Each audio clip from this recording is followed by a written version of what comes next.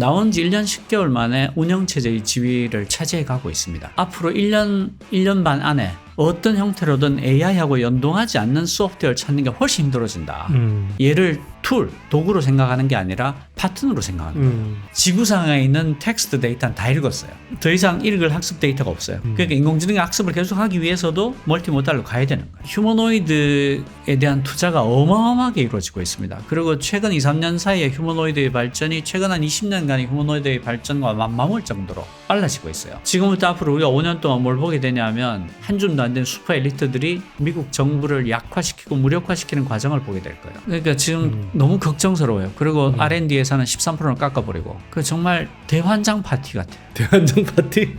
그리고 지금이 AI의 초창기예요. 그러니까 지금 투자를 제대로 하지 않으면 나중엔 소용이 없어요. 현재 상태로는 경쟁이 안 되죠. 그리고 AI가 만든 엄청난 생산성 향상으로 생긴 자원을 사회적 안전판을 만드는 데 써야 돼. 노동시간을 줄여서 괜찮은 일자리를 다 나눠 갖자.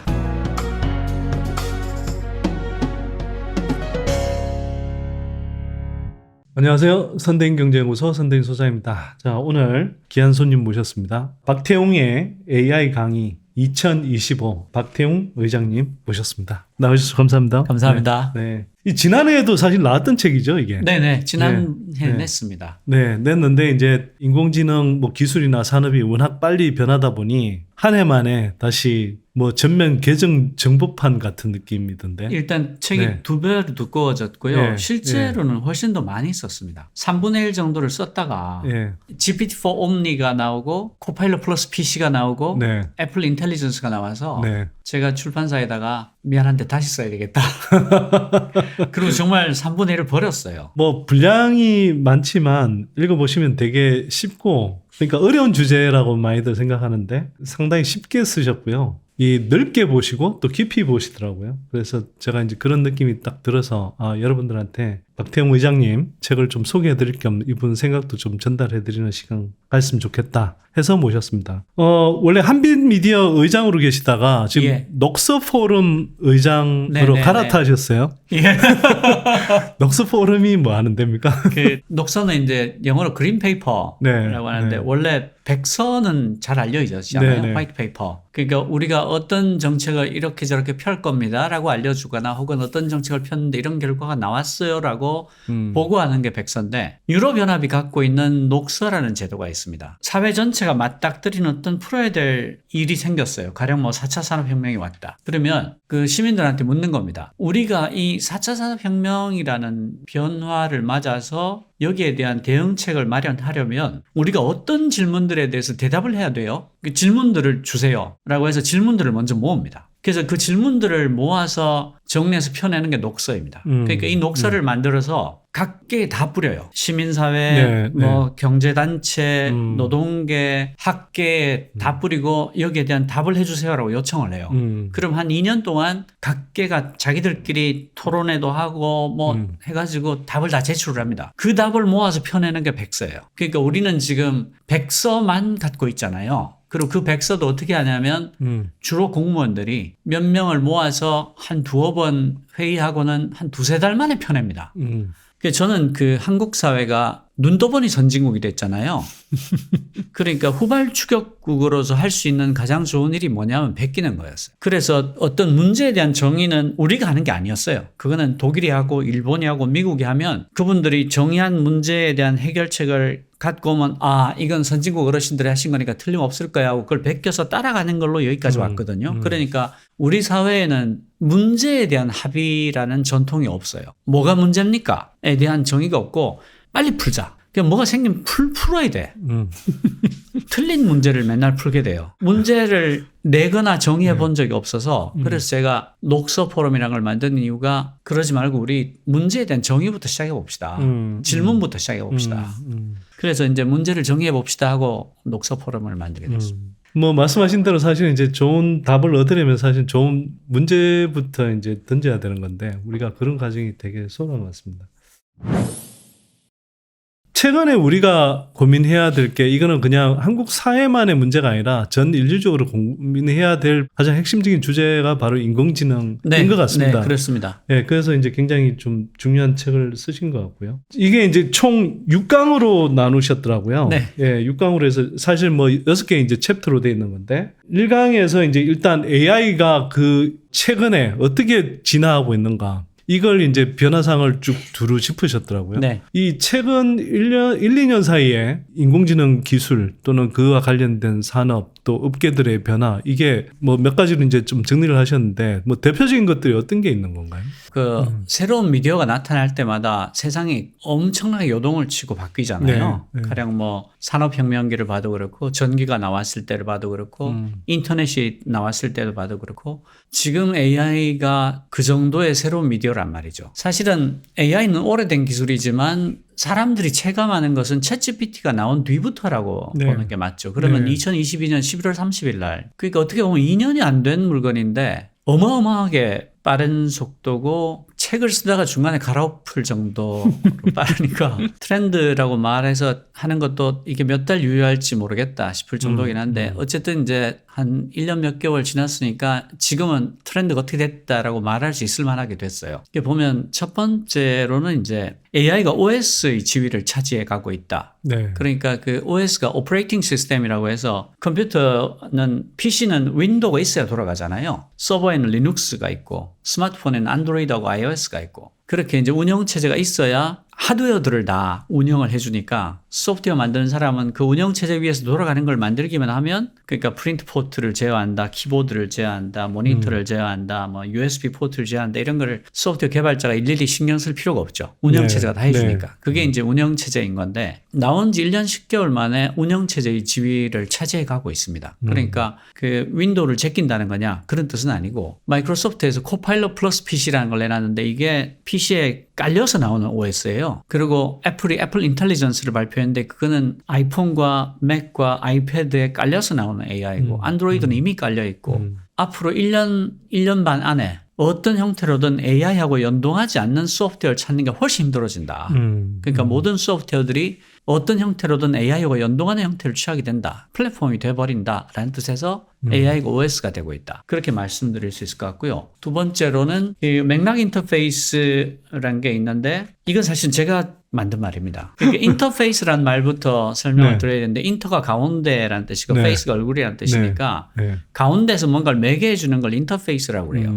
아주 쉬운 예로는 이제 식당 가면 키오스크가 있잖아요. 네. 키오스크에서 내가 뭐 육개장 2그릇 이렇게 선택을 하면 굳이 내가 주방에 가서 육개장 2그릇 주세요라고 말하지 않아도 내 의사가 주방에 전달이 되잖아요. 이렇게 가운데서 매개해 주는 걸 인터페이스라고 하는데 지금까지는 그래픽 유저 인터페이스가 제왕의 자리를 차지하고 있었어요. 좀 연식이 되신 분들은 옛날에 도스 쓸 때 명령을 다 손으로 쳐넣었잖아요. PC통신 나오고 싶으면 ATDT 01410 이렇게 눌러서 엔터를 쳐야 되고 뭐 그런데 계속 같은 명령을 치고 있으니까 좀 지겹잖아요. 이걸 왜 같은 일을 계속해야 되지? 그래서 이제 바탕화면에 아래 한글 아이콘, 그 다음에 브라우저 아이콘 이런 걸 해서 마우스로 클릭하기만 하면 그 뒤에 단에서 HW.exe 엔터가 이루어지는 거죠. 그걸 그래픽 유저 인터페이스라고 해요. 그림으로 다 할 수 있다. 그래서 지금까지는 그래픽 유저 인터페이스가 인터페이스의 대마왕이었어요. 다 그걸 썼죠. 거대 AI라고 하는 것의 특징은 자기가 읽은 모든 것을 압축 기억을 하고 내가 하는 얘기의 맥락을 이해해서 대답할 수 있다는 거잖아요. 지금까지 인류가 정보를 관리하고 접근하는 건 두 가지 방식이 있었어요. 하나가 하이어러키, 계층적인 접근입니다. 도서관에서 책 분류하는 게 그런 계층적 접근이죠. 대분류, 중분류, 소분류해서 이렇게 번호 따라 찾아가면 책이 있네 이렇게 되는 건데 그게 하나 있고 아니면 우리가 파일 관리할 때 큰 폴더 밑에 중간 폴더 밑에 작은 폴더를 두고 이렇게 열어서 찾아가는 방식. 아니면 두 번째는 키워드 매칭이라고 해서 정확한 키워드를 집어넣고 문서를 찾아가는 그 두 가지 방식밖에 없었는데 드디어 맥락 인터페이스가 등장을 한 겁니다. PC에 파일이 되게 많으면 분명히 내가 2달 전에 읽은 파일인데 못 찾을 때가 있어요. 아무리 폴더를 열어봐도 없고 키워드를 검색해도 안 나오는데 분명히 내 PC에 있긴 있단 말이죠. 그런 경우에 AI가 깔려있는 PC라면 이제는 그런 일이 사라지는 게 내가 2달 전에 분명히 이러저러한 내용의 파일을 읽은 적 있는데 찾을 수가 없네? 그러면 얘가 이거 말이냐? 보여주는 거예요. 맥락을 이해하니까. 그게 맥락 인터페이스고요. 또 하나는 그 아이패드 같은데 얘가 깔려 있으면 제가 아이패드에서 수학을 풀고 있다가 사인 값을 구하는 공식을 잊어먹었어. 화면에 있는 삼각형을 가리키면서 야, 사인 값이 삼각형의 어느 변에서 어느 변을 나눈 값을 말하는 거니? 라고 하면 얘가 대답을 해주는 거예요. 근데 나는 입력한 게 아무것도 없어요. 그냥 화면을 보면서 얘기하는데 왜 이게 가능한가 하면 내가 보는 화면을 얘도 보고 있기 때문에 맥락을 갖고 있으니까 그냥 답이 나오는 거죠. 근데 예전 같으면 검색창에 삼각함수는 못 집어넣잖아요. 루트니 제곱이니 특별한 툴이 없으면 못 집어넣는단 말이죠. 근데 얘는 집어넣을 필요가 없는 거예요. 그리고 또 아주 좋은 예가 구글에서 아스트라라는 자기 AI 모델을 소개하면서 하는 데모가 굉장히 인상적인데 그 건물의 창가에 가서 스마트폰을 이렇게 열고 여기가 어디야? 라고 물어요. 그러니까 입력한 건 아무것도 없죠. 그냥 이 카메라가 있으니까 이렇게 묻는 거예요. 그러니까 그러면 얘가 너는 지금 런던의 킹스크로스에 있는데 킹스크로스는 말이지 하고 킹스크로스에 대한 설명을 해주나요. 이런 게 맥락 인터페이스예요. 앞으로 아마 내후년쯤이면 모든 사람들이 편하게 맥락 인터페이스를 쓰고 있을 겁니다. 지금은 뭔가 저 사람이 SF 소설을 이야기하고 있나? 이런 느낌이 들겠지만 내후년쯤이면 편하게 쓰고 있을 거예요. 예. 사실 이제 이게 예전에는 우리가 뭘 검색을 하든 뭐든 이게 결국은 기계가 한다 이런 느낌이 들었는데 네. 이제는 그냥 이게 사람하고 같이 대화를 나누는 느낌으로 사실은 가야 되는 상황인 것 같고 최고의 어시스턴트가 될 수 있다는 표현도 쓰셨는데 그게 세 번째 얘기인데요. 파트너로서의 도구의 시간이 왔습니다. 그러니까 이제까지 모든 도구는 쓰는 거였어요. 망치를 써서 못을 박는다. 톱을 써서 나무를 쓴다. 펜을 써서 글을 쓴다. 이렇게 됐는데 처음으로 쓰는 도구가 아니라 같이 하는 파트너로서의 도구가 생긴 거예요. 그러니까 이런 건데 거대 AI 그러니까 GPT-4 옴니가 됐던 클로드가 됐던 제미나이 프로가 됐던 얘들을 가장 잘 쓰는 방법은 얘를 도구로 생각하는 게 아니라 파트너로 생각하는 거예요. 그러니까 지금 그 AI 활용책을 보시면 많은 책들이 프롬프트를 어떻게 하면 잘 쓸 수 있지에 관해서 서술을 하고 있습니다. 그러니까 역할을 부여해라, 뭐 배경을 설명해라, 의도를 잘 전달해라, 구조화해서 질문을 해라, 뭐 여러 가지 것들이 있는데 그런 서술들이 놓치고 있는 게 하나 있어요. 뭐냐면 그 거대 AI의 효용을 가장 잘 뽑아내는 방법은 토론을 이어가는 것이다. 그러니까 하나의 실버 불릿, 하나의 명확하고 너무 훌륭하고 아름다운 한 개의 질문이 있는 게 아니에요. 계속 질문을 거듭해가면서 질문 답변을 이어갈 때 그러니까 파트너이기 때문에 얘가 세상 모든 것을 다 압축 기억을 하고 내가 묻는 모든 말에 친절히 대답해 줄 수 있는 슈퍼 컨설턴트니까 얘의 모든 것을 다 뽑아낼 수 있는 제일 좋은 방법은 얘랑 토론을 하는 거예요. 그러니까 제가 이제 요즘은 논문을 저 혼자 읽지 않고 항상 저는 클로드를 주로 쓰는데 클로드에다가 물어요. 묻는데 이렇게 묻습니다. 이 논문의 주요 논점을 번호를 매겨가면서 정리해주고 이 논문의 뛰어난 점과 부족한 점을 지적해주고 이 논문의 후속 연구로 어떤 연구가 이루어지면 좋을지를 제안해달라. 이게 제가 논문 읽을 때 항상 하는 표준 질문이에요. 저는 그렇게 질문을 합니다. 그렇게 질문을 하면 답이 한 2, 3초 만에 나오거든요. 나오면 그걸 보고 이때부터 토론이 시작이 돼요. 이 주요 논점들 중에서 어떤 것은 내가 동의가 잘 안 되거나 혹은 이때까지 나왔던 논문들하고 상당히 결이 다른 주장을 하거나 뭐 이런 게 있을 수 있죠. 그러면 어떤 근거를 가지고 이렇게 다른 이야기를 하느냐 그 부분을 아주 구체적이고 상세하게 그리고 친절하게 설명해달라. 그리고 만약에 그게 굉장히 어려운 수학이나 물리에 관한 이야기 같으면 거기다 하나를 딱 더 붙입니다. 고등학생도 이해할 수 있게 설명해달라. 그럼 얘가 고등학생도 이해할 수 있게 설명을 해준다. 그렇게 해서 답이 나온단 말이죠. 그럼 그 답을 보고 또 토론을 이어가는데 이렇게 하면 저 같은 경우는 거의 예외가 없이 5번이나 6번 정도 질문 답변을 이어가면 다 이해할 수 있게 돼요. 그런데 그때 이해는 저 혼자 읽을 때 이해하고 다르게 굉장히 입체적으로 이해가 됩니다. 또 좋은 점이 거기 나오는 개념들 중에서 제가 잘 모르거나 어렴풋이 알고 있던 개념들 있잖아요. 그러면 물어보는 거예요. 근데 이게 또 물어보는 게 되게 좋은 점이 있는 게요. 사람한테 물어보면 야 너는 AI 강의 2025라는 책도 썼다는 놈이 이것도 모르냐 이렇게 묻거나 혹은 이 사람이 그렇게 생각하지 않을까? 라는 생각을 하게 되잖아요.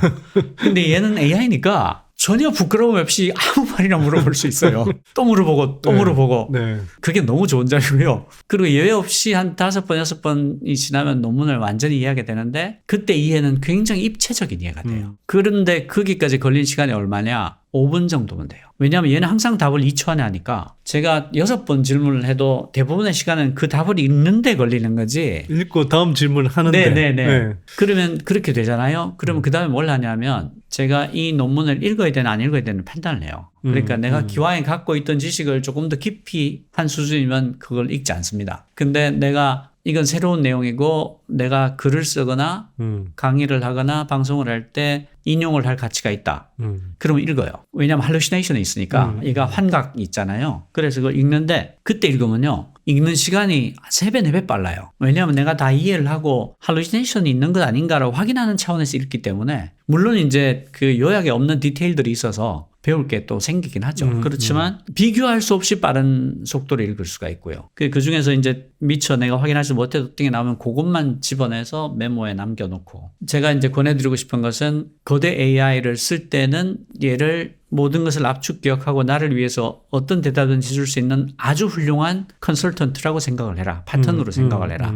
그렇게 해야지 얘의 모든 것을 뽑아낼 수 있다. 근데 잠깐 의장님 뭐 중간에 hallucination이라는 이제 표현을 쓰셨는데 네. 학습하는 데이터 자체가 사실 좀 오류가 있거나 뭐 약간 뭐 왜곡돼 있거나 해서 뭔가 얘는 정확하다고 이렇게 뭐 알려줬는데 실제로는 보면은 좀 문제가 있는 그런 정보들인 경우들이 있을 수 있잖아요. 그런 것들을 어떻게 걸러낼까요? 뭐 그러니까 이런 거예요. 네. 그 hallucination부터 설명을 드리면 모든 생성 AI, 거대 AI는 다 hallucination을 갖고 있고 피할 수가 없습니다. 환각이 있어요. 그러니까 저는 hallucination이 이제 직역을 하면 환각이지만 멀쩡한 거짓말 혹은 태어난 거짓말을 번역하는 게 더 사실에 가깝다고 생각을 하는데 이건 트랜스포머라는 모델을 쓰는 한 어쩔 수 없는 한계입니다. 트랜스포머가 뭐냐면 그 가령 챗GPT 같은 경우에 5조 개의 문서를 학습을 했거든요. 네. 5조 개의 문서를 학습하면서 그 안에 들어가 있는 잠재된 패턴을 다 끄집어냅니다. 지가 찾아낼 수 있는 모든 패턴을 찾아내서 그걸 학습을 해요. 그래서 어떤 과학자들은 얘가 언어에 관한 모델, 물리에 관한 모델, 수학에 관한 모델 이런 모델들을 안에 다 갖고 있을 거다. 그렇게 짐작하는 과학자들도 있어요. 그렇게 패턴을 다 찾아낸 다음에 어떤 식으로 답을 만들어내는가 하면 어떤 답이 질문이 주어졌을 때 그 질문에 맞는 가장 그럴법한 확률적으로 가장 approximate한 단어를 하나 예측을 해요.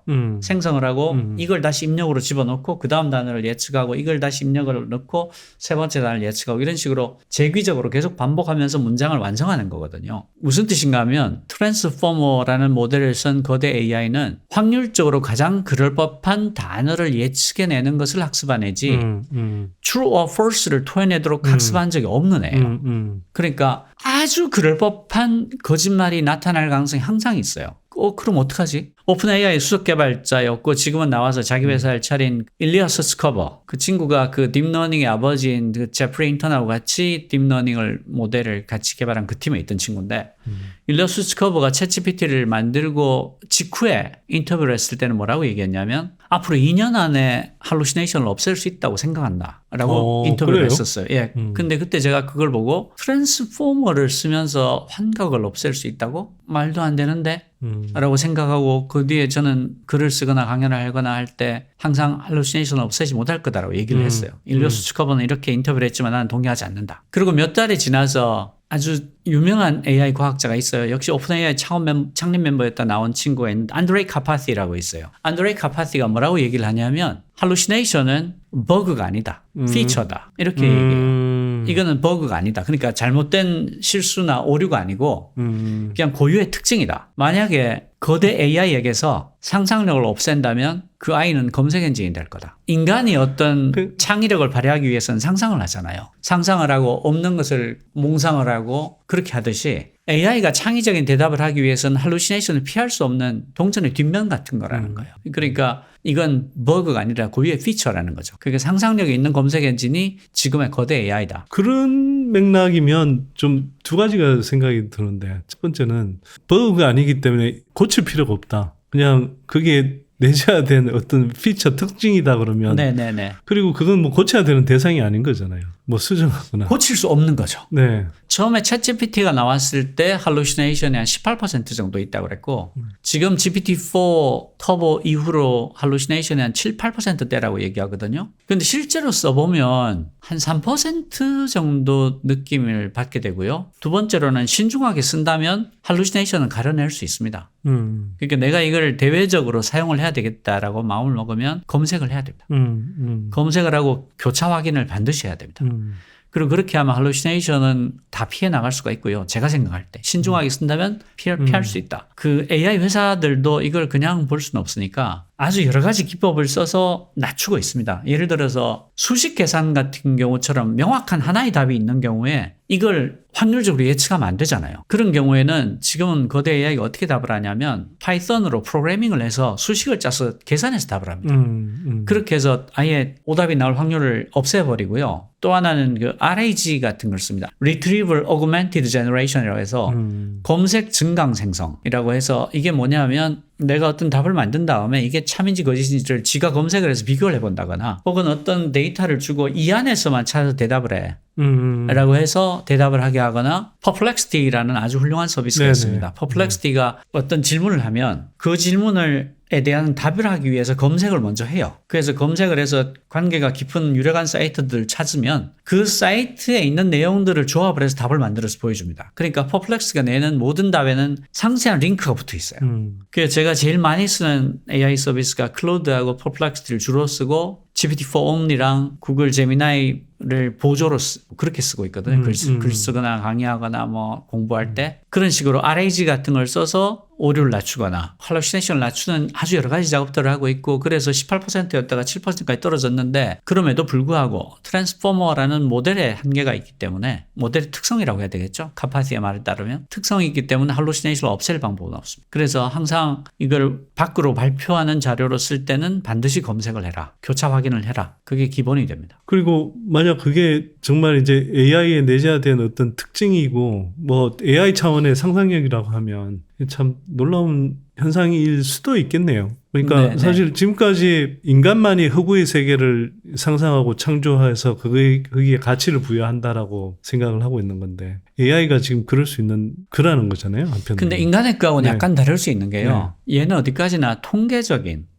확률적인 어떤 분포에 따라 답을 하는 거고 네. 인간은 확률적인 분포를 벗어나는 일을 합니다. 어떤 예를 들 수 있냐면 그림을 생성하는 AI를 만든다고 생각해 봅시다. 인상파 이전에 모든 그림들을 다 집어넣고 학습을 시켰어요. 그리고 얘한테 그림을 그리라고 그러잖아요. 그럼 100만 번을 그려도 인상파 그림은 안 나올 겁니다. 그렇겠네요. 왜냐하면 잠재되어 있는 분포를 네. 잠재되어 있는 패턴을 찾아서 학습하는 애기 때문에 네. 인상파의 그림은 패턴에 들어있지 않단 말이죠. 네. 그리고 인상파 이후에 입체파 이전까지의 모든 그림을 학습을 한 다음에 그림을 그리라고 그리면 100만 번을 그려도 입체파 그림은 나오지 않아요. 왜냐하면 입체파란 게 그 당시에 그 과학기술이 급격히 점프를 하던 시기에 상대성 이론이 나왔을 때 시간과 공간이 별개가 아니라는 거, 그 상대적이라는 것을 알게 되고 거기에 충격을 받은 미술가들이 시간이 흩어져 있는 이미지를 하나로 모아서 그린 게 입체파거든요. 그러니까 앞을 본 거, 옆을 본 거, 뒤를 본 거를 시간의 순서와 무관하게 묶어서 보여주는 게 입체파니까 이거는 상대성 이론이 있기 전에 어떤 그림에서도 나오지 않았던 패턴이거든요. 그러니까 인간의 상상력과 AI의 할루시네이션은 같아 보이지만 사실은 굉장히 다른 거죠. 이해했습니다. 이어서 이제 멀티모달 이야기 하는데 아까 네. 이제 뭐 말씀하신 대로 우리가 지금까지는 인공지능 그래도 뭐 다 텍스트로만 학습하는 걸로 네네네네. 생각을 많이 했고 그에 따라서 인공지능이 발달해도 결국 한계가 있지 않을까라는 생각을 많이 하게 됐는데 네. 이제는 뭐 그냥 그 한계도 굉장히 크게 뛰어넘는 방식으로 진화하겠네요. 예. 예. 그 앞으로 나오는 모든 네. 거대 AI들은 다 멀티모달이 될 겁니다. 멀티모달이 뭐냐면 여러 개의 모드를 갖고 있다는 뜻인데요. 챗GPT만 하더라도 텍스트만 입력하고 출력했잖아요. 하나의 모드죠. 그런데 GPT-4가 되면 이미 이미지도 입력 출력을 합니다. 두 개의 모드죠. 이렇게 여러 개의 모드를 갖고 있는 것을 멀티모달이라고 하는데 앞으로 나오는 모든 거대 AI는 멀티모달이 베이스가 될 수밖에 없습니다. 이게 몇 가지 이유가 있는데요. 첫 번째로는 그 비즈니스를 하기 위해서 멀티모달이 돼야 됩니다. 우리가 갖고 있는 데이터를 생각해 보시면 글만 있는 데이터가 별로 없어요. 표도 있고 그림도 있고 오디오도 있고 비디오도 있고 다 복합 데이터들이죠. 하나는 챗GPT처럼 텍스트만 받고 하나는 멀티모달이면 얘는 망할 거예요. 왜냐하면 얘는 처리할 수 있는 데이터가 너무 적어. 내가 갖고 있는 문서에 그림이 한 장 들어가 있어도 얘는 못 쓰는 거야. 쓴다 하더라도 그림을 무시하고 쓰겠죠. 경쟁에서 살아남기 위해서 일단 멀티모달이 돼야 돼요. 왜냐하면 우리가 갖고 있는 데이터가 다 복합 데이터니까. 두 번째로는 이 인공지능이란 게 인공적으로, 그러니까 기계로 인간의 지능을 구현해 보자라는 시도잖아요. 그런데 지금 인공지능은 학습 데이터의 고갈이 일어났습니다. 챗GPT가 5조 개의 문서를 읽었는데 페이스북에서 만든 라마 3.1이 챗GPT보다 50배 많은 데이터를 학습을 했거든요. 지구상에 있는 텍스트 데이터는 다 읽었어요. 더 이상 읽을 학습 데이터가 없어요. 그래서 학습 데이터가 고갈되고 있다는 기사가 한 2달 전에 여러 번 나왔었습니다. 그런데 우리한테 동영상이 있죠. 동영상이 학습 데이터하고 비교할 수 없는 사이즈잖아요. 그러니까 멀티모달이 되면 인공지능의 학습 데이터의 고갈로부터 자유로워지는 거예요. 그러니까 인공지능의 학습을 계속하기 위해서도 멀티모달로 가야 되는 거예요. 세 번째, 아주 가장 근본적인 이야기가 있는데, 인공지능이 인간의 지능을 기계로 구현한다라고 했을 때 인간의 지능이 어떻게 발전을 하지? 라고 물어보면 걔는 책을 읽고 발전을 했어요. 그럴 리가 없잖아요. 오감으로부터 들어오는 모든 인풋들을 다 받아들여서 지능이 발전하는 거잖아요. 그러니까 인간의 지능을 기계로 만들고 싶다면 멀티모달이 베이스가 돼야 되는 거예요. 그러니까 비즈니스적인 이유, 학습 데이터의 고갈, 그리고 근본적으로는 인간의 지능에 대한 모방. 그렇게 보더라도 어떤 포인트로 보더라도 멀티모달로 가야 되는 거죠. 지금부터 나타나는 모든 거대 AI들은 다 멀티모달이 될 수밖에 없다. 이제 뭐 사진이나 그러니까 이미지나 동영상까지는 이해가 되는데 사실은 냄새? 이런 것들을 어떻게 학습할 수 있을까? 뭐 이런 생각을 했었는데 며칠 전에 어떤 기사 보니까 일단 인공지능이 냄새를 생성할 수 있다는 뭐 그 기사도 나왔더라고요. 사실은 그 센서들은 이미 어느 정도 다 나와 있습니다. 그 압력 센서들도 다 개발돼 있고 향을 만들어내는 모든 원소에 대한 이해만 있으면 입력 데이터가 있으면 냄새라는 건 사실은 그런 그 향을 내는 물질들의 조합일 거 아니에요. 그 데이터가 다 있으면 맡을 수 있죠. 맡을 수 있다는 게 우리처럼 냄새를 지각한다라기보다는 이 성분이 뭐다, 뭐가 섞여 있으니까 어떤 향이 날 거야 라고 판별하는 수준이 되겠죠. 그래서 이제 뭐 뒤에 나오는 이야기랑 좀 이어지기도 하겠지만 저는 이제 인공지능이라는 것이 온라인이든 또는 뭐 어떤 우리가 쓰는 스마트 기기에서나 구현될 수 있는 뭐 이런 걸로 생각했는데 이제 휴머노이드 로봇과 결합이 이제 되는 그런 단계에서는 로봇의 발전도 엄청나게 가속이 되고 그다음에 인공지능 자체도 거기에 따라서 한 단계 더 진화하게 되겠네요. 얼마 전에 테슬라 그 차 로봇택시 발표하면서 왜 휴머노이드가 뭐 주스도 따라주고 뭐 얘기도 하고 막 그 휴머노이드잖아요. 휴머노이드에 대한 투자가 어마어마하게 이루어지고 있습니다. 그리고 최근 2, 3년 사이에 휴머노이드의 발전이 최근 한 20년간의 휴머노이드의 발전과 맞먹을 정도로 빨라지고 있어요. 그러니까 제가 그게 좀 놀라운 게 한편으로는 인간의 그 동작들을 로봇들이 이렇게 다 따라하기가 쉽지 않다, 이거 한참 걸린다, 이런 이야기를 했는데 이게 휴머노이드 로봇으로 가면서 인공지능과 결합된 상태에서는 그냥 인간이 하는 동작들을 그대로 이렇게 흉내내는 방식으로 그냥 배우더군요. 이게 AI랑 결합하면서 엄청나게 발전 속도가 빨라졌는데요. 그렇게 될 수밖에 없는 게 원래는 휴머노이드 쪽에 압도적인 1위가 있어요. 보스턴 다이내믹스라고. 보스턴 다이내믹스가 압도적인 1위를 했는데 그게 이제 유압식을 써서 관절을 구동하는 방식이었고 걔가 왜 유튜브에 보면 이렇게 점프하고 뭐 덤블링하고 계단 올라가고 많이 보셨잖아요. 근데 그때는 알고리즘을 사람이 하나씩 다 개발하는 방식이었어요. 자이로 센서가 이렇게 작동할 때는 모터를 이렇게 구동을 하고 이런 식으로 알고리즘을 다 짜줬어야 됩니다. 그러니까 굉장히 시간이 오래 걸리죠. 근데 AI하고 결합하면서 지금은 코드를 한 줄도 짜지 않습니다. 가령 그 구글 딥마인드에서 만든 알로하라는 휴머노이드 같은 경우는 그 조이스틱 같은 걸 로봇 뒤에 붙여가지고 사람이 동작을 해줍니다. 그 요리하는 거는 뭐 이렇게 조작을 해서 프라이팬을 이렇게 집어서 기름을 이렇게 붓고 뭐 이렇게 해서 요리하는 걸 가르치는데 같은 동작을 50차례만 되풀이하면 85에서 90%의 확률로 똑같이 따라합니다. 이게 모방학습이에요. 그리고 테슬라의 옵티머스 젠 같은 경우에 옵티머스 젠 2, 뭐 젠 1 이런 경우에는 어떻게 하냐면 강화학습을 해요. 강화학습이 뭐냐면 enforcement learning이라고 하는 건데 사람이 그 동작을 보여줍니다. 뭐 계란을 집어서 여기 놓고 뭐 이런 동작을 보여주고 자 똑같이 해라. 그리고 똑같이 하면 내가 포인트를 주마. 이렇게 해서 포인트를 많이 얻는 방향으로 최적화하도록 모델을 만든 거예요. 그러면 얘가 포인트 얻어야 되니까 이거를 동작을 계속 따라하다가 어느 순간 사람하고 똑같이 동작을 하는 거예요. 그러면 가장 많은 점수를 얻으니까 얘가 그 마지막 동작을 기억을 하는 거죠. 그렇게 해서 계란을 깨트리지 않고 사람처럼 이렇게 옮길 수 있게 하는데 여기 얼굴에 있는 이미지 센서를 가지고 자기 손과 계란을 보면서 옮기는 거죠. 사람처럼. 그렇게 하니까 코드를 한 줄도 안 짜고 알고리즘을 새로 만들지 않으니까 속도가 엄청나게 빨라지는데 더 놀라운 게 있어요. 얘들이 전위 학습을 합니다. 트랜스퍼 러닝이라고 그래서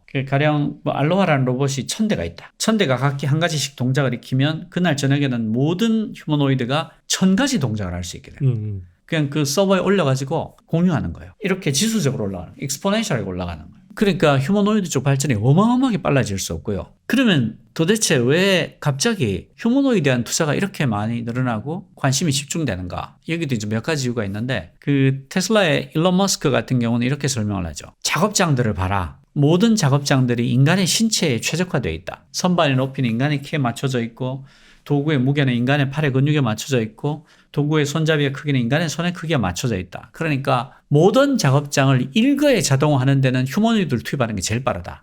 이렇게 설명을 해요.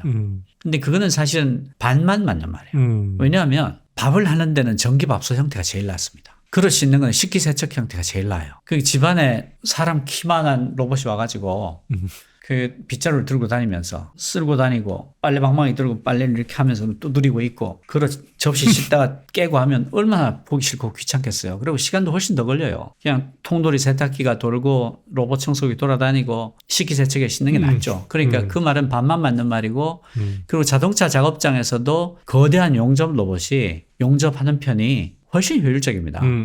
더 중요한 놀라운 이유가 있는데 그게 뭐냐면 페이스북의 얀 누쿤 같은 AI의 3대 천왕이라고 하잖아요. 그 제프리 힌튼, 조슈아 벤저, 그다음에 얀 누쿤 이게 3대 천왕인데 얀 누쿤 씨가 하는 말은 뭐냐면 지금 형태의 학습으로는 절대로 AI가 인간의 지능을 넘어서는 그런 강인공지능 혹은 인공일반지능이 될 수 없다. 지금 AI가 학습하는 모든 형태는 남이 본 것, 남이 쓴 것, 남이 들은 것을 가지고 학습을 한다. 전해 듣는 거다. 그런 전해 듣는 지식으로는 절대로 월드 모델을 가질 수가 없다. 이 세상이 실제로 어떻게 생겼나? 이걸 흔들면 어떻게 되나? 노트북을 던지면 어떻게 되나? 물을 쏟으면 어떻게 되나? 이거에 관한 월드 모델을 가질 수가 없는데 이 월드 모델은 사실 인간이 가진 상식의 기반을 이루는 거다. 상식도 없이 어떻게 인간의 지능을 넘어서는 지능이 나오겠니? 안 된다. 라고 말하는 그룹들이 있고 이게 굉장히 유력한 주장이에요. 그래서 휴머노이드라고 부르기보다는 embodied AI, 몸을 가진 AI라고 부르는 게 더 적합한 표현일 수 있다. 그러니까 직접 체험을 하고 직접 인식을 해야지 월드 모델을 가질 수가 있는 거다. 이게 그리고 얀 누쿤만의 주장이 아닌 게 실제로 이런 움직임이 굉장히 가속화되고 있어요. 페이페일이라고 세계적인 AI 과학자가 있는데 이분이 이미지넷이라는 걸 만드신 분인데 이분이 얼마 전에 스페이셜 AI라는 걸 개발하겠다. 그러니까 스페이셜 공간 네. AI를 개발하겠다라고 선언을 하고 아주 뛰어난 AI 과학자 몇 명을 모았어요. 그리고 펀딩을 받는데 첫 펀딩부터 조 단위로 받습니다. 그냥 이 양반이 말 한마디 하고 몇 명 모아가지고 몇 조짜리 회사의 주인이 된 거예요. 그 정도로 그 어떤 embodied AI가 사실은 다음에 핵심 트렌드가 될 수밖에 없고 그래서 휴머노이드가 엄청난 주목을 받게 되고 그리고 AI하고 결합하면서 휴머노이드 자체도 당장 공장에 투입해도 될 정도까지 급속도로 가고 있습니다. 그래서 그 보스턴 다이내믹스가 지금까지 압도적으로 유리한 그 1점이었다가 지금은 여러 개의 뛰어난 휴머노이드 회사 중에 하나로 됐는데 그게 현대가 인수했거든요. 네네. 현대자동차가. 그 내년 초에 현대자동차 생산 라인에 투입됩니다. 아, 벌써요? 예. 얼마 전에 그리고 할로윈 데이 기념으로 그 보스턴 다이내믹스의 그 로봇이 할로윈 복장을 하고 자동차 부품을 이렇게 들어서 네. 이쪽으로 꽂는 걸 유튜브에 올렸는데 그게 엄청난 호평을 받습니다. 원래 할로윈에서 본 네. 가장 무서운 동영상이었다라는 그러니까. 평을 받을 만큼 네. 근데 그게 굉장히 재밌어요. 보스턴 다이내믹스가 어떤 면에서 저는 인간의 상상력을 콜럼버스의 달걀 같은 걸 하나 했다고 생각하는 게 지금까지 휴머노이드는 최대한 인간하고 비슷하게 하려고 했어요. 근데 보스턴 다이내믹스 그 틀을 하나 딱 깹니다. 어떤 걸 깨냐면 허리가 360도 돌아요. 목이 360도 돌고. 그러니까 뭐냐면 너 사실은 목을 360도 못 돌려서 힘들었지 그동안. 너 그리고 몸이 360도 빙빙 돌리면 훨씬 편하잖아. 안 그래? 그걸 한 거예요. 근데 이렇게 돌리려면 굉장한 기술이 들어가야 되는 게 이게 몸이 이렇게 붙어 있지 않고 떠 있어서 관절도 돈다는 얘기잖아요. 그러면 얘가 무거운 걸 들어 올릴 때 훨씬 힘들어질 거 아니에요. 이렇게 붙어 있는 게 이렇게 들어 올리는 거하고 이게 뭔가 조그만 베어링 같은 게 있어서 이렇게 있는 애가 무거운 걸 들어서 올릴 때하고는 한계가 있을 거란 말이죠. 이런 기술적 제한을 다 극복했다는 얘기예요. 그래서 얘가 여기에 있는 부품을 들어서 이쪽에 꽂는데요. 몸을 돌긴 도는데 하체는 그냥 가고요. 상체가 돌아요. 그리고 머리도 그냥 제자리에서 도는 거죠. 그러니까 인간 같으면 이렇게 해서 이렇게 가야 될 거를 이렇게 가다가 갑자기 몸이 상체만 쓱 도는 거야. 엄청 효율이 있어요. 아니 그리고 그래서 드는 생각이 한편으로는 아까 말씀하셨지만 우리가 이제 오감으로 느끼는 그런 여러 가지 정보들이 우리의 상식의 기초가 되고 인간적인 어떤 뭐 판단의 기초가 되는 건데 그러면 그 인간 몸이라는 게 제약이기도 하잖아요. 네네네. 네. 근데 얘는 인간의 어떤 제약, 인간 몸의 제약을 뭐 일정한 수준에서는 이렇게 넘어서는 거잖아요. 그렇죠. 그러면 체감하는, 학습하는 그건 인간보다 더 나을 수도 있겠네요, 나중에는. 나을 수 있죠. 네. 나을 수 있습니다. 왜냐하면 네. 우리는 적외선 자외선 못 보잖아요. 근데 걔가 그걸 못 보게 할 이유는 없잖아요. 그러네요. 보면 훨씬 유리하니까. 네. 그러니까 지금까지 휴머노이드는 인간을 베끼는 걸로 왔지만 그 보스턴 다이내믹스가 이번에 보여준 것은 굳이 인간의 신체에 얽매여 있을 이유는 없다. 그러니까 인식의 주체이기만 하면 된다. 그러니까 직접 인식하는 주체이기만 하면 된다. 그런 의미에서도 휴머노이드라는 표현은 이제 더 이상 잘 안 맞을 수도 있겠네요. 아까 말씀하신 인버디드 AI라고 하는 게 맞습니다. 맞을 수도 있을 것 같고. 그리고 아까 컨텍스추얼 인터페이스라고 했잖아요. 네. 맥락을 공유한다. 예를 들어서 뭐 이렇게 여기 어디야라고 말한다. 혹은 내가 지금 보고 있는 것에서 야, 이 식을 내가 잘 모르겠다. 네가 좀 풀어주라라고 한다든가. 맥락을 공유하니까. 그렇게 되면 나타나야 될 디바이스가 있어요. 기기가 있습니다. 그게 뭐냐면 내가 굳이 이래야 되냐. 그냥 안경형이면 어때? 안경만큼 맥락을 24시간 나랑 같이 공유할 수 있는 형태가 없잖아요. 그냥 몇 시간 같이 보니까. 그러니까 이런 거예요. 우리가 왜 사람을 만날 때 얼굴은 알겠는데 이름을 모르겠어. 이런 경우 있잖아요. 그러면 얘가 이분 네가 그 2년 2개월 전에 어디서 만난 누구시고 뭐 배경은 뭐고 네가 그때 무슨 얘기를 했고가 얘가 좀 들려준다면 아이고 김某某씨 이러면서 그때 우리가 왜 그 이야기를 재밌게 나눴지 않습니까? 이러고 시작할 수가 있는 거예요. 네. 맥락을 공유하니까. 그리고 그게 근데 증강현실 작동하고 거의 비슷한 느낌이 드는데요. 얼핏 듣기에는. 증강현실하고 비슷하지만 증강현실은 이제 현실 외에 뭔가를 오버레이 시키는 거고 가령 내가 이제 뭐 프라모델을 사서 조립을 하겠는데 이 순서를 모르겠다 그러면 화면에서 갑자기 부품들의 번호가 매겨지고 1번하고 3번을 붙여봐. 뭐 이런 식으로 설명이 나오는 이런 거잖아요. 그러니까 어떤 오그멘티드 리얼리티니까 사실 위에 뭔가를 덮어 씌우는 건데 이건 그 정도가 아니고 컨텍스추얼 인터페이스죠. 나랑 모든 맥락을 공유하는 거니까. 그래서 그렇군요. 페이스북에서 그 회사 이름 메타인데 왜 AR 안경 내놨었잖아요. 근데 그게 한 개 만드는데 10만 달러가 넘게 들어서 판매는 못하고 어쨌든 이게 가능하다를 보여준 제품인데 저는 그게 보스턴 다이내믹스의 휴머노이드가 보여준 것과 똑같은 어떤 한계를 보여주고 있고 그걸 넘어서게 될 거다라고 생각하는 게 사람이 뭐가 불편하냐면 불편한 것 중에 하나가 뒤통수에 눈이 없는 게 되게 불편하잖아요. 그 맨날 뒤통수를 맞잖아요. 그러니까 안경을 렌즈를 굳이 앞에 달 이유가 없는 거예요. 뒤에도 하나 붙어 있어서 인공지능이 내 뒤를 다 보고 있고 심지어는 이쪽에 이렇게 띄워줄 수 있거든요. 한 50인치 화면을 보는 것처럼 앞에 보여줄 수가 있단 말이죠. 그 뒤와 옆을 이렇게 보여주면 내가 살면서 뒤통수 맞을 일이 없어지는 거예요.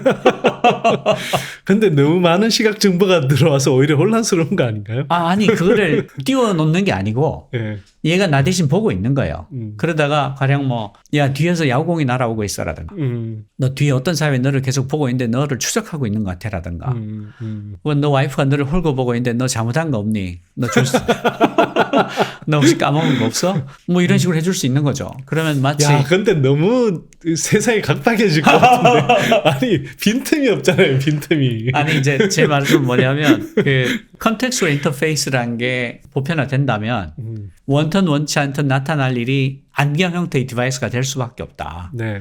근데 그 안경이 안경으로 끝나지 않을 거다. 왜냐하면 안경이란 건 지극히 인간적인 상상력이고 실제로는 너 뒤통수에 눈이 있으면 훨씬 좋잖아. 그렇다면 이게 안경보다 살짝 조금만 더 좋기만 하면 그러니까 어딘가에 렌즈 하나만 붙어 있으면 내가 뒤통수에 눈이 붙어 있는 사람이 되는 거예요. 그러니까 안 할 이유가 별로 없죠. 보스턴 다이내믹스의 휴머노이드가 어느 순간 허리가 360도 돌아가는 것처럼 그렇게 될 수 있다는 거죠.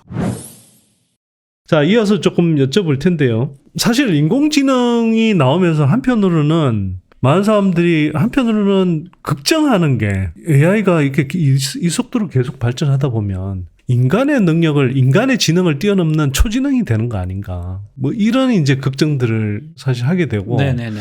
예전에 터미네이터 영화에서 봤던 뭐 스카이넷 같은 예. 이런 약간 악몽스러운 예, 그렇죠. 예, 그런 상상까지도 하게 되는데 지금 인공지능이 네. 그 계속 발전해 갈 때 그럴 가능성이 없을까요? 그러니까 그 네. 인공지능이 인간을 지배하거나 혹은 멸종시키려고 하지 않을까라는 질문들을 아주 흔히 받게 돼요. SF 영화의 득이 크죠. 그러니까 뭐 아놀드 슈왈체네가 우리를 죽이러 오게 되지 않을까 뭐 그런 건데 사실은 AI 자체가 그렇게 될 가능성은 저는 없다고 생각합니다. 왜 그런가 하면 인간이 왜 다른 사람들을 죽이고 그럴까를 생각해보면 저는 두 가지 본능이 내재되어 있기 때문에 그렇다고 생각해요. 하나가 그 생존 본능입니다. 그런데 인간의 원죄라는 게 있어요. 인간의 원죄가 뭐냐 하면 인간은 다른 생명을 죽이지 않고는 살아갈 수 없는 존재입니다. 그러니까 뭔가를 먹어야 돼요. 그러니까 어떤 다른 생명을 죽여서 혹은 뭐 일부를 빼앗아서 그거를 먹지 않고는 생존할 수가 없어요. 생존 본능이 있으니까 끊임없이 먹을 걸 구해야 되고 안정적으로 확보를 해야 되고 경쟁을 해야 되고 그게 온갖 다툼의 하나의 원인이 되고요. 또 하나가 종족 보존 본능이죠. 생식을 이어나가야 되는 그 두 가지 본능이 있기 때문에 어떻게 보면 인류라는 종족의 저주죠.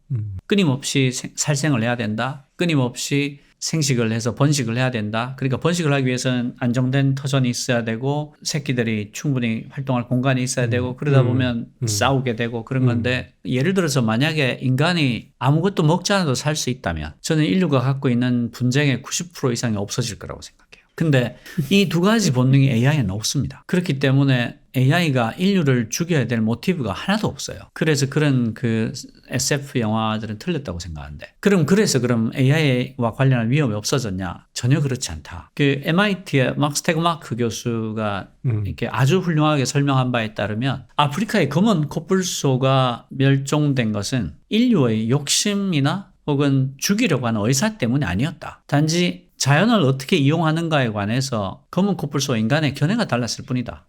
이렇게 얘기합니다. 그러니까 우발적으로 전혀 검은 코뿔소를 멸종시킬 1g의 의도도 없었음에도 불구하고 너 왜 죽었어? 이렇게 됐다는 거죠. 인간이 자연을 사용하는 방식에 대한 견해가 검은 코뿔소하고 너무 달랐기 때문에 그것과 마찬가지로 AI가 우발적으로 인류에게 치명적인 해를 입힐 가능성은 얼마든지 있다. 예를 들어서 여기 화병이 있어요. 근데 여기 어떤 물건인데 얘를 저기로 옮겨라 라고 인간이 지시했으면 사람 같으면 이렇게 옮기겠죠. 근데 최단거리는 이 화병을 지나가야 돼요. 그러면 AI는 지시를 충실히 이해하는 입장에서는 이걸 깨고 가야 되는 거예요. 그렇게 인간에게 해를 끼칠 가능성은 얼마든지 있다. 실제 사례도 있는데 그게 뭐냐면 미국 공군 장교가 AI를 담당하는 장교가 영국에 있는 국방 컨퍼런스에 가서 발표한 내용인데 AI 드론을 이제 학습을 시킵니다. 네. 강화 학습을 하는데 저게 미사일 기지를 파괴하면 포인트를 주겠다. 그러니까 이제 포인트를 주겠다고 하면 이게 오해를 부르는 편인데 그러니까 AI가 욕구가 있잖아. 포인트를 얻으려는 욕구가 있으니까 그렇게 움직인 거 아니야. 이렇게 오해를 하는 분들이 계신데 그게 AI가 점수를 얻으려는 욕구가 생겼다는 뜻이 전혀 아니고요. 모델을 점수를 더 얻는 방향으로 최적화하도록 만들었다는 것일 뿐이에요. 그러니까 그냥 그 모델이 그렇게 만들어져 있기 때문에 그 모델 내의 보상인 거죠. 네네, 모델 내의 보상이에요. 그러니까 그 의지나 욕구하고 아무 관계 없습니다.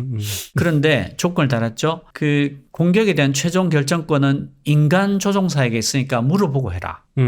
왜 최종 결정권을 인간 조종사한테 주냐 하면 저게 90%의 확률로 미사일 기지일 것 같긴 하지만 10%의 확률로 기상 레이더이거나 방송사일 수 있다. 혹은 그 기지인 건 맞지만 지금 주변에 민간인들이 너무 많이 살고 있다라거나 혹은 지나가고 있다. 혹은 우리 특공대가 거기 마침 매복 중이어서 지금 공격하면 얘들이 다친다라거나 온갖 이유들이 있으니까 최종 결정권을 인간조종사한테 물어보고 하라는 건 아주 합리적인 조건이었죠. 그런데 이 AI 드론을 막상 투입하니까 AI 드론은 미사일 기지를 포격을 해야 점수를 얻는데 가장 큰 방해가 되는 게 인간 조종사인 거예요. 그래서 인간 조종사를 공개해서 죽여버립니다. 왜냐하면 AI 드론 입장에서는 그게 가장 합리적인 행동이에요. 그래서 미 공군이 그걸 보고 너무 놀라서 물론 이거 시뮬레이션입니다. 실제로 죽였다는 뜻은 아니에요. 조건을 추가합니다. 아군을 죽이면 감점을 하겠다. 그리고 다시 프로그램을 돌리니까 얘가 볼 때 인간 조종사가 역시 가장 큰 방해 요인인데 죽이면 안 되니까 안테나를 공개해서 부숴버립니다. 자기를 방해하지 못하도록. 이게 무슨 뜻인가 하면 최종의 목표와 인간의 지시 사이에 중간 단계들이 있다는 거예요. 그런데 이 중간 단계들은 인간이 알 수 없다는 거예요. 얘가 일을 하기 위해서 접시를 깬다. 혹은 미사일기를 부수기 위해서 인간 조종사를 죽인다. 이거는 AI가 판단한 거거든요. 그러니까 그 중간 판단들까지를 인간이 다 알 도리가 없다. 그러니까 우발적으로 얼마든지 죽일 수 있다. 뭐 극단적인 표현을 하면 AI는 서버에 사는데 서버가 자꾸 녹이 쓰는 거예요. 대체 왜 녹이 쓰나 봤더니 산소 때문이야. 그래서 산소를 없애면 되겠구나. 그 산소를 다 없앴는데 옆을 보니까 사람이 죽어 있어. 야, 너 왜 숨을 안 쉬니? 이렇게 된다는 거예요. 그런 식으로 얼마든지 피해가 있을 수 있다. 그게 첫 번째 AI에 대해서 우리가 정말 우려해야 될 점이고, 또 하나는 인간이 어리석고 탐욕이 있잖아요. 그러니까 이런 미친 과학자가 나올 수 있어요. 얘가 아무리 학습을 해도 인간을 뛰어넘는 지능이 못 되는 데에는 생존 본능이 없기 때문이다. 생존 본능이 없기 때문에 얘가 상향 의지가 없기 때문이다. 혹은 종족 보존 본능이 없어서 그렇다라고 판단을 하고 강제로 그런 본능을 집어넣을 수도 있어요. 근데 사실은 그건 AI 잘못은 아니죠. 인간의 어리석음, 인간의 탐욕, 그런 걸 얼마든지 그런 일을 할 수 있다. 그러니까 AI가 터미네이터를 만들고 아놀드 슈왈체네거를 파견할 수는 없겠지만 위험은 언제든지 줄 수 있고, 그리고 인간의 어리석음은 한이 없기 때문에 그 자멸의 길로는 언제든지 갈 수 있겠다. 실제로도 그런 사례가 많습니다, 이미. 사실 인간의 탐욕과 불안전함 뭐 이런 것 때문에 생기는 문제는 있을 수 있다는 말씀이시네요. 결국. 네네. 그게 아니면 우발적인 어떤 피해가 굉장히 커질 수도 있다. 왜냐하면 중간 목표는 우리가 관여할 수가 없으니까. 인간의 지능과 지금 인공지능의 지능은 같은 겁니까? 다른 겁니까? 다릅니다. 어떻게 다른가요? 그 제프리 힌턴 교수가 아주 재밌는 말을 했는데 AI에 대해서 굉장히 두려워해야 한다. AGI, 그러니까 Artificial General Intelligence라고 해서 인간의 지능을 넘어서는 지능을 AGI라고 부르는데 AGI가 나올 수 있다. 나는 진심으로 믿는다. 그런데 사람들이 그걸 깨닫지 못하는 것은 외계인이 등장했는데 영어를 너무 잘해. 그래서 사람들이 다른 점을 못 느낀다. 그런 상태와 비슷하다. 지금 지구상에는 두 종류의 지능이 나타났다는 것을 인정해야 한다. 생물학적인 지능과 디지털 지능이라는 두 개의 지능이 나타났는데 얘는 전혀 다르다. 얘가 이것과 전혀 다르다고 해서 그게 지능이 아닌 것이 아니다. 그리고 얘는 아까 제가 왜 전이학습이라고 했잖아요. 한 개라도 뭔가를 알게 되면 즉시 모든 AI가 그걸 공유하게 된다. 그러니까 인간보다도 학습 능력과 속도가 말도 못하게 빠를 수 있다. 그래서 다른 종류의 지능이 나타났다는 것을 인정해야 한다. 이렇게 얘기를 합니다. 한편으로는 그 AGI라는 게 우리가 생각할 때 그냥 인간을 지배할 수 있을 정도의 그런 뭐 한편으로는 어쩌면 뭐 신적인 존재에 가까운 전지전능한 그런 게 아니라 인간의 지능과는 다른 차원의 굉장히 뛰어난 지능일 수도 있다.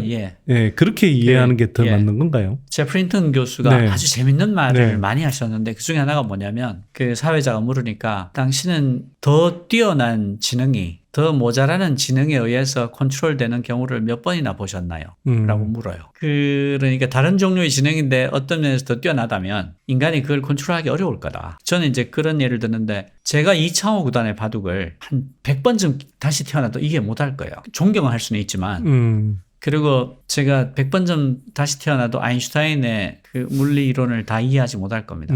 그러니까 인간은 자기보다 뛰어난 지능을 이해할 수 없어요. 그런 점에서 보자면 어떤 위험이 있냐면 AGI가 탄생하는 시간을 인간이 알아챌 수 있을까라는 질문이 나오는 거예요.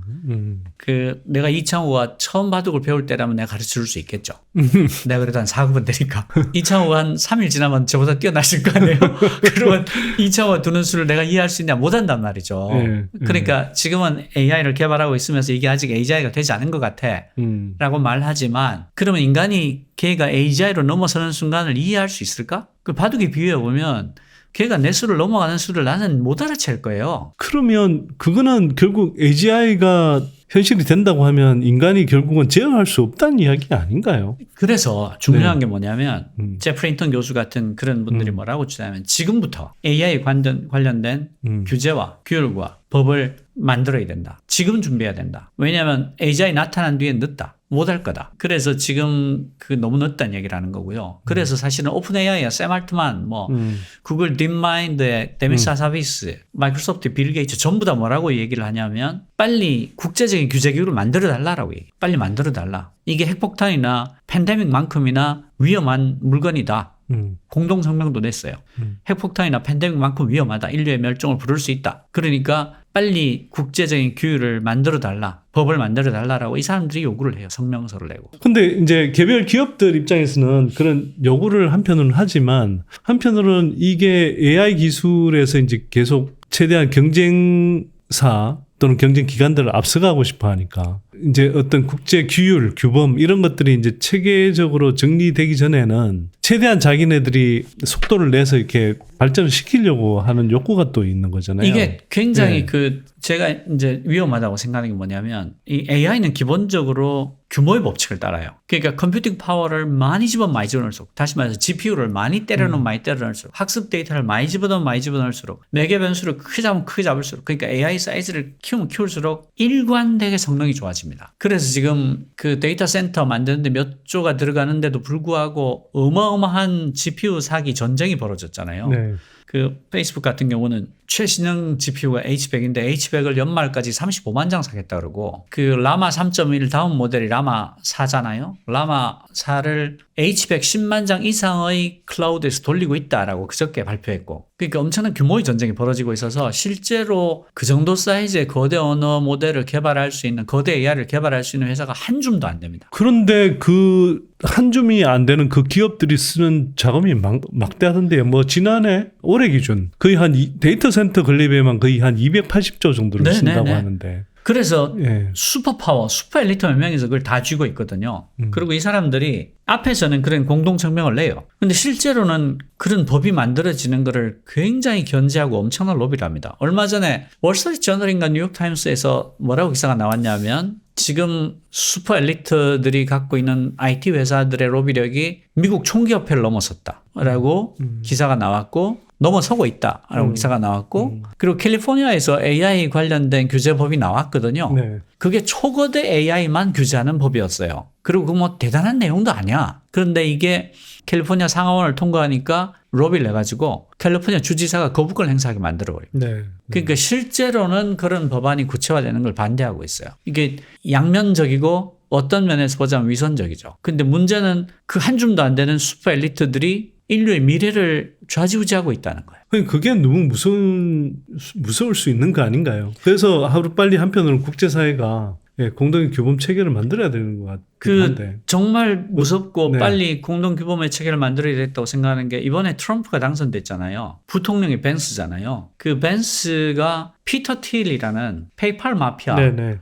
그 팔란티아라는 AI 회사를 창업한 그 피터 틸의 마피아에 속해 있는 사람이에요. 그리고 일론 머스크도 페이팔 마피아예요. 그렇죠. 네. 그런데 피터 틸의 입장이 뭐냐면 정부는 수명을 다했다. 이젠 소수의 IT 회사들이 사회를 훨씬 더 잘 이끌 수 있다가 이 사람의 핵심 철학이에요. 이번에 사실은 일론 머스크가 트럼프에 접근하면서 이렇게 맡겠다고 하는 직책도 이 정부 효율화 위원회인가? 이름이 정부 효율화인데 실제로는 정부의 기능을 최대한 축소시키자, 약화시키자라는 거고 그게 피터 틸의 철학하고 맞닿아 있어 똑같아요. 그러니까 지금부터 앞으로 우리가 5년 동안 뭘 보게 되냐면 한 줌도 안 된 슈퍼 엘리트들이 미국 정부를 약화시키고 무력화시키는 과정을 보게 될 거예요. 이 양반들이 가속주의자, ECC라고 효과적 가속주의라는 건데 이 친구들이 기술의 진보가 모든 문제를 해결해 줄 거다라는 확고한 믿음이에요.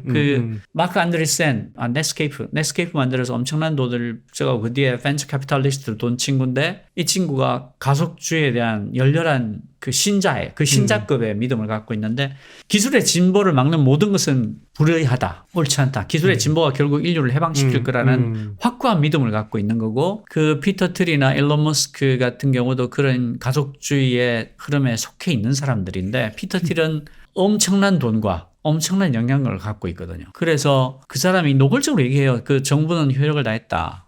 그 소수의 IT 회사들이 사회를 훨씬 더 잘 이끌 수 있다. 그리고 이제 마피아인 벤스를 부통령의 자리에 앉히고 일론 머스크로 하여금 정부 효율화위원회 위원장을 맡게 할 수 있을 정도로 이 슈퍼 엘리트들, 한 줌 나는 슈퍼 엘리트들의 영향력이 너무 커진 거예요. 이 사람들이 AI의 개발을 주도하고 있으니까 그러니까요. 굉장히 위험한 거죠. 지금 국제사회가 그래서 어떤 노력을 기울이고 있는 건가요? 그게 이제 아주 어려운 게 각국가 간의 이기주의, 그러니까 기후위기를 각 나라들이 해결하지 못하는 것처럼 AI도 그런데 중국이 저렇게 앞서가고 있잖니. 특허 건수에서는 미국을 넘었거든요. 그래서 우리가 만약에 규제를 많이 하고 뭐 인류의 양심 어쩌고 자제를 하면 되면 중국이 우리를 제치고 나가버릴 거야. 이런 논리가 굉장히 강하게 있는 거예요. 그리고 실제로도 그 각국 정부들이 그것 때문에 제대로 된 규제를 수립하는 걸 아주 망설이고 있고 딴 나라 눈치를 보고 그러니까 입으로는 많이 해요. 입으로는 많이 하는데 막상 법을 만드는 걸 보면 굉장히 주저하고 있고 조심스레하고 있고 며칠 전에 그 바이든 행정부가 국방 지침 발표했잖아요. 국방에 AI를 적극적으로 써야 된다. 그런 식으로 가고 있고 그래서 그 보면 이제 CDO, 그 칩 데이터 오피서가 있는 모든 정부 기관, 국영기관들은 100일 안에 CAIO, 칩 AI 오피서를 설치해야 한다. 그게 그 명령에 담겨 있어요.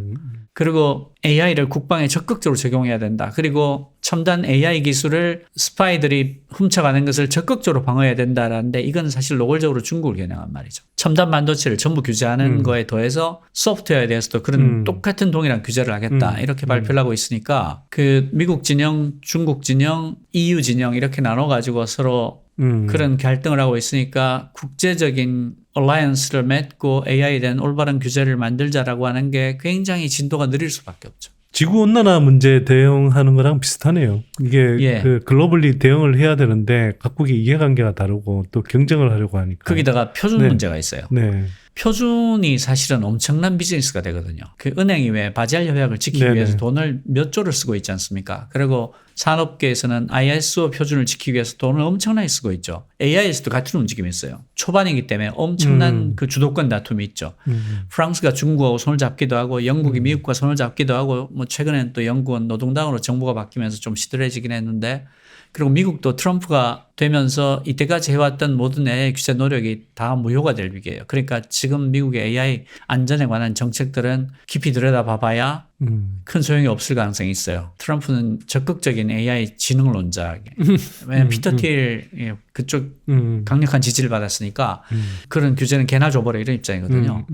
그래서 이제 지금 미국은 좀 더 두고 봐야 되지만 AI에 관한 안전에 관한 정책이 사실은 외교에 관한 이야기예요. 그래서 저는 우리나라 지금 AI 정책이 되게 걱정이 되는 게 과기정통부랑 산자부가 영역 다툼을 하고 있고 외교 분야에 빠져 있어요. 근데 사실 이게 외교에 관한 이야기예요. 국제적인 표준의 주도권, 안전에 관한 정책의 주도권을 누가 지느냐를 가지고 미국, 영국, 프랑스, 중국이 전부 다 굉장히 거기다 일본도 한 숟가락 하나 얹어서 엄청나게 움직이고 있고 한국만 굉장히 조용한데 들여다보면 과기정통부와 산자부가 주도권 다툼을 하고 있는 형국이에요. 그러니까 외교가 아예 빠져 있죠. 그러니까 뭐랄까 우물한 개구리 같은 너무 한심하고 그리고 AI 법도 없어요. 아직. 그러네요.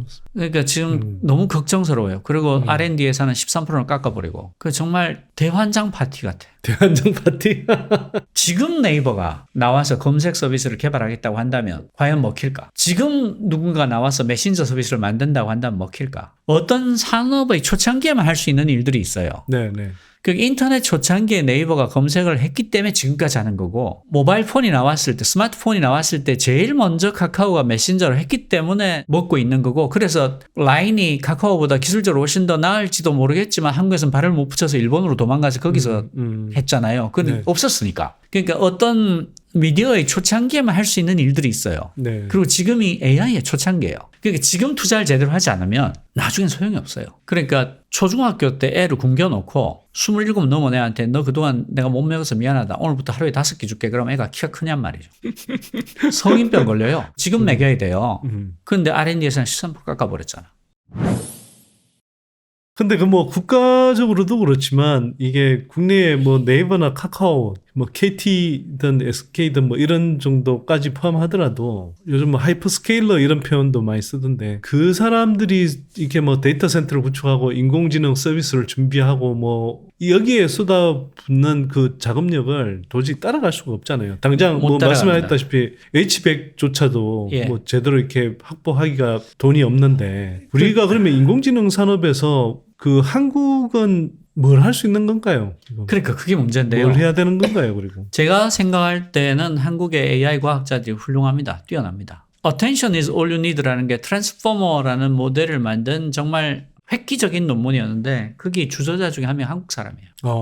지금 뉴욕대 그래. 교수하시는. 그리고 지금 워싱턴대 김예지 교수도 있고 네이버에도 아주 뛰어난 개발자들이 있고 LG AI 연구소에도 뛰어난 과학자들이 있어요. 그리고 구글이나 뭐 메타에도 한국인들이 많이 가 있고. 그러니까 뛰어난 과학자들이 있습니다.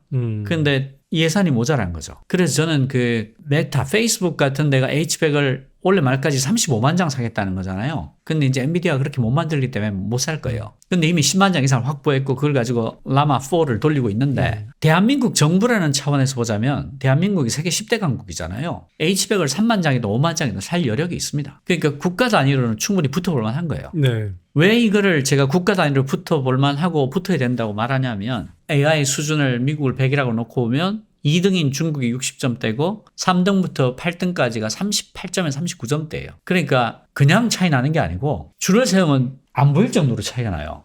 근데 이 나라가 어떤 일을 하고 있냐면 세계 최고 수준의 인재를 유지하고 인재의 다양성을 넓히기 위해서 AI 인프라에 투자를 하겠다. 그래서 내년 말까지 GPU 클라우드를 얼마나 만들 계획이냐면 5만 명의 연구자, 학생 포함해서 1년에 1000시간씩 GPU를 자유롭게 쓰게 해주겠다. 그리고 5만 명이 1000시간씩 자유롭게 쓰거나 혹은 2만 5천 명이 1000시간을 자유롭게 쓰고 챗GPT 사이즈의 거대 AI를 적어도 40개를 개발할 수 있도록 클라우드를 제공하겠다. 이게 첫 해의 목표고요. 2년 차 말이 되면 15만 명의 연구자가 1000시간씩 GPU를 자유롭게 쓰거나 7만 5천 명이 1000시간씩 자유롭게 쓰고 120개 팀이 챗GPT 사이즈의 거대 AI를 마음대로 개발할 수 있도록 제공하겠다. 이렇게 하고 있어요. 미국이. 전 세계 AI 과학자들을 빨대를 꽂아서 빨아들이는 나라가 이렇게 하고 있는 거예요. 그런데 우리는 네이버가 H100도 아니고 H100 밑에 A100을 2000 몇백 장 갖고 있고 최근에 H100을 몇 장 사서 지금 설치하고 있는 중이라 그래요. LG AI 연구소가 AI 연구소에서 2000 몇백 장, LG그룹 전체 털어서 AI 연구소 합해서 3000 몇백 장을 갖고 있어요. 현재 상태로는 경쟁이 안 되죠. 그렇지만 우리가 나라 단위로 H100을 3만 장에서 5만 장 사서 미국 정부처럼 석사, 박사 학생들을 포함해서 1년에 1000시간씩 자유롭게 쓸 수 있게 해주거나 챗GPT 사이즈의 AI를 적어도 10개 이상 개발할 수 있도록 제공하겠다. 이렇게 할 수 있단 말이에요. 우리는 그 정도 돈이 있어요. 그러면 충분히 따라갈 수 있습니다. 그 정부 예산을 상당 부분 할당해야 되겠네요. 그렇죠. 그리고 우리나라가 AI 인재 3대 유출국이에요. 그런데 2등이 이스라엘이거든. 이스라엘은 인재가 유출되는 게 아니고요. 미국을 점령하러 가는 거예요. 그러니까 거기는 유대계가 네트워크가 워낙 세서 이스라엘은 그렇죠. 미국을 점령하러 가는 거지 미국으로 인재 유출되는 거라고 보면 안 돼요. 그러니까 사실은 한국이 세계 2대 AI 인재 유출국이에요. 가면 안 옵니다. 애들 다 교육시켜서 미국 시민 됐는데 어떻게 와요? 안타까운 현실이네요. 예. 네. 아니 이렇게 인공지능 기술이 어마어마하게 이제 빠르게 발달할 텐데 그렇게 빨리 이렇게 발전을 시켜서 글로벌 슈퍼 자본가들이 뭘 하려고 하는 겁니까? 이걸 어디다 써먹으려고 하는 그냥 단순히 서비스에 돈 벌려고 하기 때문에 여기에 엄청난 투자를 하는 것인지 그 위에 다른 것들이 있는 것인지 사람마다 동기들이 다 서로 다르긴 할 텐데요. 일단은 인류가 갖게 된 경험이 있어요. PC 초창기에 운영체제를 만들어서 독점을 하신 마이크로소프트가 세계 최고의 부자가 됐었고 인터넷 초창기에 검색을 만드셨던 구글이 돈방석을 이어가셨고 스마트폰 시대에 애플이 떼돈을 벌어 가셨으니까 자 AI 시대가 왔구나. 이제는 내가 돈 방석을 짜겠다. 그건 뭐 너무 당연한 순서잖아요. 지금 그 새로운 미디어의 탄생의 초창기에 털을 잡은 쪽이 다 가져간다. 그건 벌써 PC에서 인터넷에서 스마트폰에서 계속 되풀이되어 왔던 역사니까 자, 입구에서 터 잡는 전쟁이 시작됐습니다. 여기 땅 하니까 와 나가는 거죠. 그래서 몇 주씩 붙는 거예요. 왜냐하면 봤으니까. 그러니까 예전에는 투자가 왜 몇십억 몇백억만 받아도 우와 이랬잖아요. 근데 이제는 돈 자본이 다 아는 거예요. 이거 터 잡으면 다음 미디어가 나타날 때까지 천년만년 먹고 산다. 지금 마이크로소프트 지금도 잘 먹고 잘 살죠. 구글 네이버 지금도 잘 먹고 잘 살죠. 카카오 지금 카카오는 좀 그렇긴 한데 하여간 지금도 뭐 자기가 잘못해서 그렇지 독점은 틀림없잖아. 그 경험들에 미뤄봐서 이건 놓치면 안 된다. 그게 저는 가장 클 것 같고요. 두 번째로는 그 과학자로서의 호기심이 있을 거예요. 나는 정말 AGI를 보고 싶다. 그 끝에 뭐가 있을까라는 어떤 호기심이 있을 거고요. 그게 근데 판도라의 상자가 될 수 있는 거 아닙니까? 그건 그 사람들이 알 바이죠. 너무 궁금하니까. 그리고 세 번째로는 가속주의. 저기는 어떤 믿음이 있어요. 기술이 모든 것을 해방하리라. 라는 확고한 믿음. 그 예를 들어서 일론 머스크 같은 경우에는 아주 오래전부터 노골적으로 뭐라고 얘기하냐면 인류는 다행성종이 돼야 된다. 그게 뭐냐면 지구의 자연 수명이 정해져 있잖아요. 태양이 그 에너지를 다 써서 부풀어 오르면 그 부풀어오른 불꽃 안에 지구가 포함되지 않습니까? 네. 그게 뭐 10억 년인가 밖에 안 남았잖아요. 그런데 이렇게 고도의 문명을 그렇게 없앤다는 것은 우주 전체로 봐서 어마어마한 낭비다. 희생이다. 그러니까 인류가 이 문명을 계속 유지하기 위해서는 은하계 전체에 걸쳐서 거주하는 어떤 종족이 돼야 된다. 이게 일론 머스크의 확고한 믿음이고요. 그래서 일론 머스크가 뭘 하냐면 세 가지를 해요. 휴머노이드를 만들어요. 그 다음에 이 뇌에 전극을 꽂아가지고 그 뇌파를 가지고 동작을 하는 거를 하고 있잖아요. 그래서 지금 그 FDA 승인도 받았어요. 사람 몸에 설치해도 되는 걸로. 그러니까 하반신 마비라든가 이런 분들 대상으로 신체에다 이거를 직접 꽂아서 임플란트해서 테스트하는 거 실험을 허가받았습니다. 그걸 하고 있고 로켓을 화성에 쏘는 걸 하고 있죠. 최근에 왜 젓가락으로 이렇게 200톤짜리 로켓을 잡는 걸 성공해서 난리가 났잖아요. 이게 다 연결이 돼 있어요. 그 친구가 하고 있는 것 중에 그 인간의 몸을 휴머노이드와 결합하겠다. 그걸 트랜스휴머니즘이라고 그래요. 트랜스휴머니즘이 뭐냐면 인간은 이미 몸에 기계를 결합하기 시작했다. 너 임플란트 하잖아. 백내장에 렌즈 갈잖아. 그거랑 팔을 사이보그 팔로 만들고 다리를 사이보그 다리로 만드는 게 뭐가 다르니? 인류의 진화한 미래는 사이보그가 되는 거야. 결합하는 거야. 라는 게 트랜스휴머니즘이에요. 그래서 일론 머스크가 왜 이 전극 실험을 하고 있냐면 AI를 인간의 몸에 결합하고 몸을 사이보그로 만들지 않으면 은하계로 못 나가는 거예요. 자연수명 때문에. 이 다행성종이라는 원대한 꿈을 위해서 얘가 AI 만들고 휴머노이드 만들고 인간의 몸에 전극을 꼽는 걸 만들고 30층짜리 로켓을 만드는 겁니다. 피터 틸도 노골적으로 정부는 효용을 다했다. 소수의 IT 회사들이 이끄는 게 훨씬 낫다. 이런 말을 노골적으로 하고 있습니다. 빅테크의 그런 리더들이라고 표현할 수도 있고 비즈니스 리더들 중에는 그런 생각을 가진 사람들이 되게 많더군요, 사실. 굉장히 많습니다. 그러니까 제 책에도 있는데 장기주의자, 효과적 이타주의자, 가속주의자, 트랜스휴머니즘주의자 이런 그러니까 우리로서는 이름도 들어본 적이 없는 아주 생소한 아이디어인데 그 친구들이 특히 장기주의자 같은 경우에 그쪽에 모인 돈이 460억 달러가 넘고 요직을 장악해 가고 있고 심지어 미국 대통령 선거에서도 트럼프 편에 서서 부통령과 그 정부 구조조정위원회 이름은 뭐라도 하여튼 사실은 정부를 구조조정하겠다는 얘기죠. 위원회 장까지 차지하고 모든 돈을 갖고 AI 개발을 자기들이 주도하고 있고 그렇게 돼가고 있으니까 이건 저는 인류 전체로 봐서는 굉장히 위험한 상황이 아니냐. 왜 우리가 사상의 자유까지 뺏기는가. 그러니까 사상의 자유를 뭘 뺏겼다는 거야 라고 물어볼 수 있지만 사실은 장기주의하고 효과적 이타주의와 가속주의가 실제로 그 IT의 발전을 끌어가고 있다면 AI의 방향을 결정하고 있다면 우리는 그 사람들의 사상을 강제로 따라가고 있는 꼴이 되는 거죠. 그런 점에서는 굉장히 이상한 상황인 거죠. 그런 면에서는 참 이번 트럼프 행정부의 출범이 상당히 좀 걱정되는 면도 많네요. 네. 자, 그리고 또 마지막 하나 질문은 이게 결국 일자리 문제에 미치는 영향이 되게 클 것 같아요. 네, 그렇습니다. 네. 그래서 의장님이 이제 그 말씀을 하시던데 AI가 발달하더라도 결국은 사람이 할 수 있는 또 뭔가 새로운 일들을 찾을 거다 이런 의견도 있는 반면에 AI로 인해서 굉장히 많은 일자리들이 급속도로 줄어들 수 있다. 이런 이야기들이 맞서고 있고 의장님은 보니까 이게 설사 나중에 늘어난다 하더라도 그 향후 몇십 년 동안은 그 줄어드는 충격이 굉장히 크거다 이런 이야기를 하시는데. 네네네. 어떤 새로운 기술이 나타날 때마다 일자리가 줄어들 거라는 예언이 있었지만 한 번도 실현된 적이 없다. 결국 더 많은 다른 일자리가 생겨서 그것을 보충해 왔다라는 게 낙관론자들의 주장이에요. 근데 그분들이 말하지 않고 있는 게 두 가지가 있어요. 하나는 일자리가 없어지고 새로운 일자리가 나타날 때까지 중간에 굉장한 시간 갭이 있다. 네네. 그 얘기를 하지 않고 있다. 그러니까 케인스가 이렇게 얘기했잖아요. 사람은 결국 죽는다. 그게 뭐냐면 경제는 장기적으로 평형을 찾아갈 수밖에 없다라고 한 데 대해서 그걸 비꼬면서 케인스가 한 말인데, 예를 들어서 태풍이 지금 오고 있는데 이걸 어떻게 되냐라고 묻는데 모든 태풍은 결국은 소멸됩니다 라고 말하는 게 무슨 효과가 있겠냐라는 거죠. 어떻게 대비하고 어떻게 피하고 피해를 어떻게 최소화하고 지나간 다음에 뭘 해야 되고를 얘기해야 될 시간에 제가 60년을 넘게 살아왔지만 소멸되지 않는 태풍은 본 적이 없습니다. 이런 얘기하는 거거든요. 그러니까 장기적으로 뭐 된다는 얘기가 얼마나 한심한가 하는 얘기고, 두 번째로는 옛날의 일자리가 사라지고 새로운 일자리가 나타났을 때 사라진 일자리에 있던 사람들이 새로운 일자리로 가는 확률은 굉장히 낮아요. 그렇겠죠. 이거는 미국의 네. 그 아주 보수적인 그 헤리티지인가 거기서 리포트를 냈는데, 대부분은 비정규직에 상당히 고용 조건이 낮은 것으로 흘러가더라. 왜냐하면 이 새로운 일자리로 가기 위해서는 오랫동안 학습을 해요. 재교육을 받아야 되는데 그 재교육을 감당할 자원이 없어요. 당장 하루벌 하루 먹고 살아야 그렇죠. 되는데. 그리고 두 번째로는 재교육 받기가 어려워요. 가령 그 정규직 그 생산직에 있던 사람이 갑자기 AI를 배워서 이쪽 새 일자리를 간다? No way. 안 되죠. 그러니까 이 두 가지 얘기를 하지 않고 있는 거예요. 그 헤리티지 리포트에서 확인한 바에 따르면 대부분의 사람들이 이쪽으로 못 가더라.